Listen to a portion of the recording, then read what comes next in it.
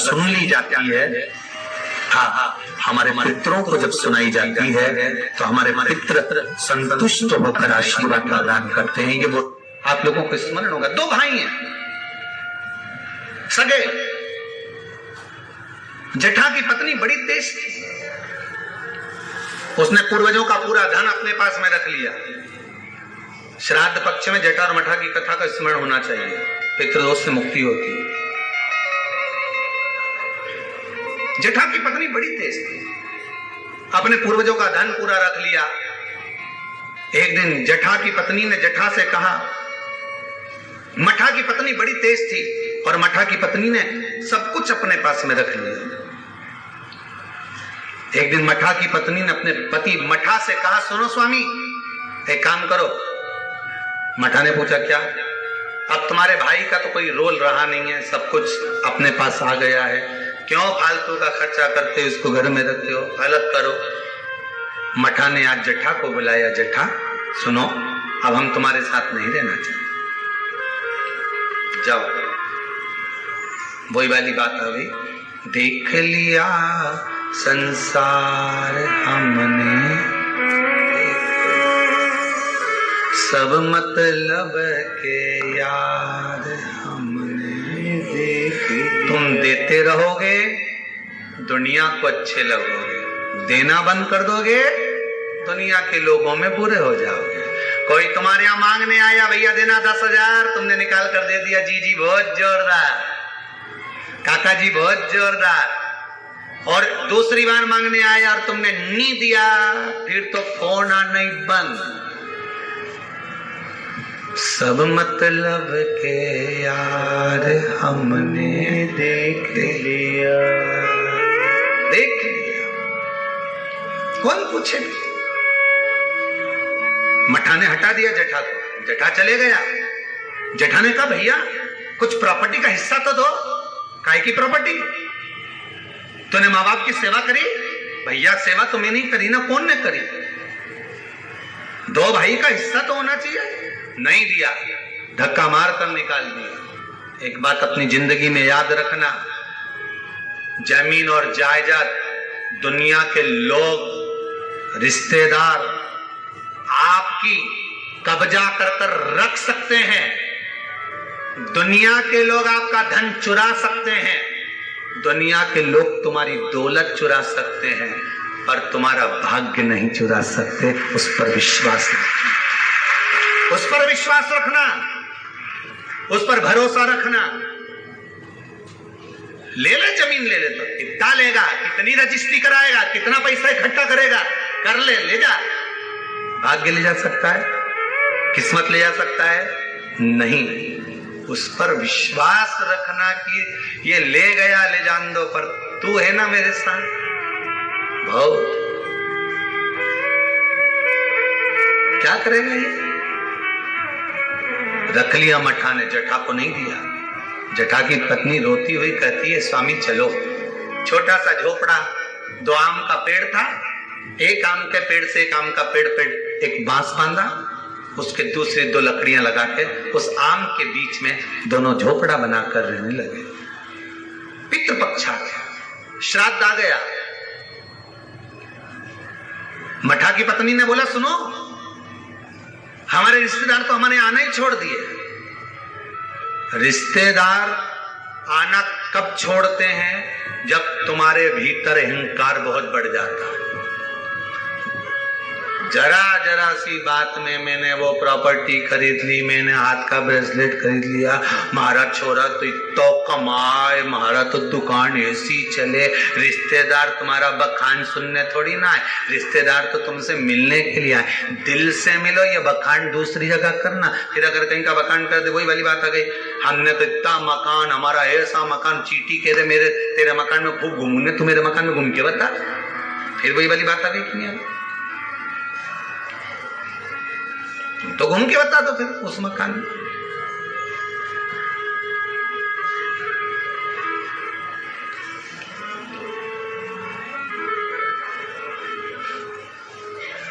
घूमो जितना घूमो। अब मठा कि पत्नी ने कहा अपने यहाँ रिश्तेदार नहीं आ रहे। अब इतना अपने जोरदार कलर करवाया मकान में, कितना जोरदार जोरदार फर्नीचर बनवाया, और कोई देखने नहीं आए तो काय का मतलब? एक काम करो, तुम्हारे पिताजी का श्राद्ध आ रहा है, तुम्हारे दादाजी का श्राद्ध आ रहा है, श्राद्ध पक्ष आ रहे हैं 16 दिन श्राद्ध के। एक दिन ऐसा कर लो, सारे रिश्तेदारों को बुला लो श्राद्ध में, पंडित जी के भी बुला लो, और सुनो अपन श्राद्ध करते हैं, सारा रिश्तेदार आएगा तो अपना मकान देख के तो जाएगा। श्राद्ध करा, ठीक है, खीर बनवाई, पूड़ी बनवाई, सब बनवाया।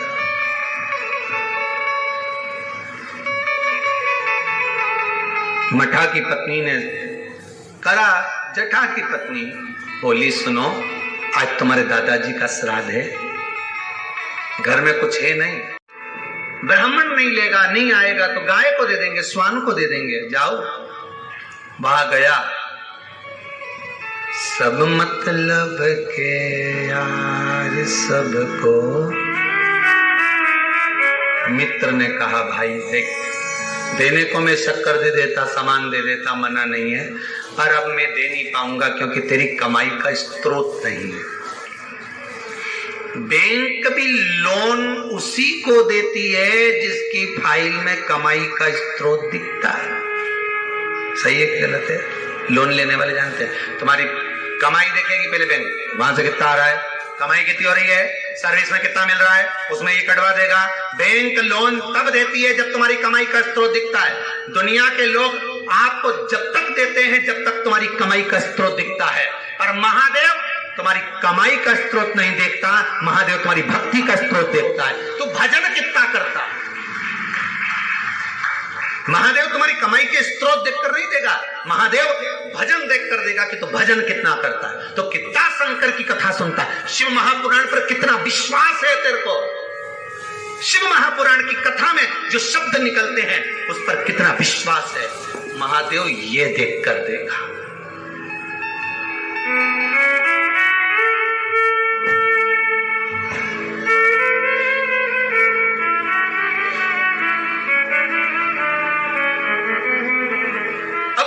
विश्वास, मित्र ने मना कर दिया, मैं नहीं दे सकता तुझको, भाई मत दे, पर इतना तो दे दे कि मैं कंडा जलाकर, गोबरी जलाकर, गाय का गोबर जो है सूखा हुआ उसको जलाकर थोड़ी सी घी शक्कर ही छोड़ लो।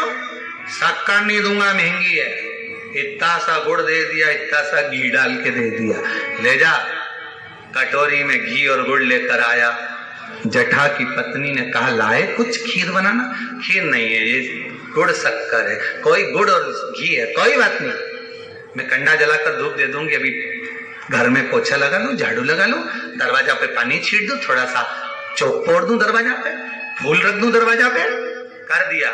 उधर पितृलोक से पित्र आए, सबसे पहले पित्र जो पुराना घर होता है वहीं जाते हैं, क्योंकि अंतिम संस्कार जिस घर से होता है पितृ सबसे पहले उसी स्थान पर पहुंचते हैं, जो पुराना मकान, भले वो किराए का क्यों ना हो, सबसे पहले पितृ वहां पहुंचते हैं। पितृलोक से पित्र आए, दरवाजे पर पहुंच गए, जैसे ही सबसे पहले मठा के घर में गए तो क्या जाकर देखा कि वहां तो रिश्तेदार पूरी सब्जी खा रहे हैं, सारे के सारे रिश्तेदार चकाचक भोजन कर रहे, ना तो धूप छूटी, ना गाय का दिया, ना स्वान का दिया, क्योंकि इनको तो श्राद्ध केवल लोगों को दिखाने के लिए करे थे। वहां तो ना तो धूप छूटी, ना गाय का भोजन दिया, ना स्वान का भोजन, ना कौवे का भोजन, ना ब्राह्मण भोजन दे दिया। पितृ भूखे, विचार करा क्या करें कि छोटा छोरा रे, हमारा पोता रे छोटा, पर उसके घर में कुछ भी नहीं, क्या देगा वो, फिर भी चलो भूखे रहेंगे साल भर। पितृ पक्ष में अगर पितरों को भोजन नहीं मिलता, साल भर भूखे रहते हैं। दूसरे पितृ जो खाकर आते हैं उनकी जो राल टपकती है, उनका जो कफ गिरता है, हमारे पितृ वो चाटते हैं, वो चाटते हैं तो बद्दुआ देते हैं कि मैं तब भरा पूरा छोड़ कर आया था, इतना देकर आया था, कम से कम आज मुझे कंडे पर घी और शक्कर ही छोड़ देते, गुड़ का ही भोग लगा देते। कम से कम मुझे राल चाटने को तो नहीं पड़ता।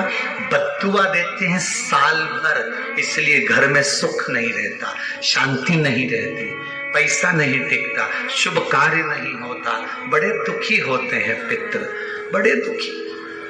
पितरों ने सोचा एक दरवाजे से नहीं मिला, दूसरे दरवाजे से कुछ खाकर चले जाऊं, ऊपर जाऊंगा तो लोग क्या कहेंगे। जठा के घर गया, पितृ दरवाजे पर पहुंचे। जठा की पत्नी ने कंडा जलाया था, गोबरी जलाई थी, जलाई रखी दरवाजा के पास में। भगवान से प्रार्थना कर कर गुड़ और घी छोड़ दिया, गुड़ घी छोड़ा, पितृ चले। 16 दिन तक पितृ पृथ्वी पर भ्रमण करते हैं। 16वें दिन पितरों के देवता आर्यमा कौवे पर बैठ कर आते हैं। अमावस्या के दिन प्रदोष काल में शाम के समय आते हैं, पितरों को वापस बिठाते हैं, पितृलोक ले जाते हैं। जितने संसार के पितृ हैं सब अमावस्या के दिन शाम के समय पितृलोक जाते हैं। इंतजार कर रहे थे पितृ, आर्यमा आए, पितरों के देवता आर्यमा स्वामी आए, कौवे पर बैठ कर आए और हमें लेकर जाए। सारे पितरों से आर्यमा स्वामी ने कहा, जाओ तुमने 16 दिन भोजन करा है, अब जाकर घाट पर पानी पी लो। कोई नदी, कोई तालाब, कोई सरोवर, कोई कुंड, कहीं जाकर शाम के समय पानी पीने के लिए पितृ जाने लगे। पितृ जब पानी पिए, पानी पीते से पितरों ने सोचा एक दरवाजे से भोजन नहीं मिला, उसके यहां भोजन मिला जिसके यहां कुछ भी नहीं था। पितरों ने विचार करा, आर्यमा स्वामी को आने में देरी है, आज अमावस्या है, घर के लोग दीप लगाएं उससे पहले एक बार उसके घर हो आऊं जिस घर से दीपक आ रहा है।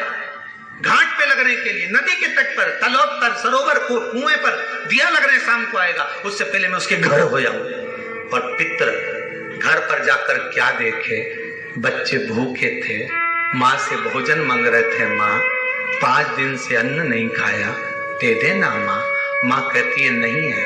माँ फिर कंडा जलाकर तूने ये घी और गुड़ कहां से लाकर दिया? बेटा पितरों के लिए लाई थी, मांग कर लाई थी, तुम्हारे लिए नहीं है। एक काम करो, मैंने हंडी रख दी है, एक बर्तन रख दिया, भगोनी रख दी, उसको प्लेट से ढक दिया, उसमें भोजन रखा है, मैं 2 दिन बाद दे दूंगी। बेटों ने जाकर देखा तो उसमें भोजन नहीं था। माँ तो रोज तो वो भगोना दिखाती है, पात्र दिखाती है और कहती है भोजन मिलेगा। 3 दिन हो गए माँ, 5 दिन हो गए, नहीं मिला माँ, और 2 दिन का बोलती है। कोई बात नहीं। पितृ वापिस आए, दरवाजे से लौट कर वापिस घाट पर आए। घर का बेटा दिया जलाने के लिए आया नदी के तट पर। पितृ आचमन कर रहे थे पानी का। शाम के समय पर आर्यमा स्वामी ने पूछा, बोलो पितरों, तुम्हारे भोजन करने के बाद किसके घर में क्या देना है बता दीजिए। आर्यमा स्वामी ने पूछा तो पितृ कहते हैं, जठा के घर में खाने के लिए नहीं है, उसको वर दे दो, दूध नहाए पूते फले, खूब उन्नति करे, वर प्रदान कर दो। जठा के घर में दूध नहाए पूते फले। जैसे ही बेटे ने दिया जलाया घाट पर, वहां पर खुशियों का दीप जल गया, आनंद का दीप जल गया, सारा सुख जठा के घर में पहुंच गया। मठा धीरे धीरे तिल तिल तिल तिल घटने लगा, जठा तिल तिल बढ़ने लगा। ये पितरों की कृपा होती है।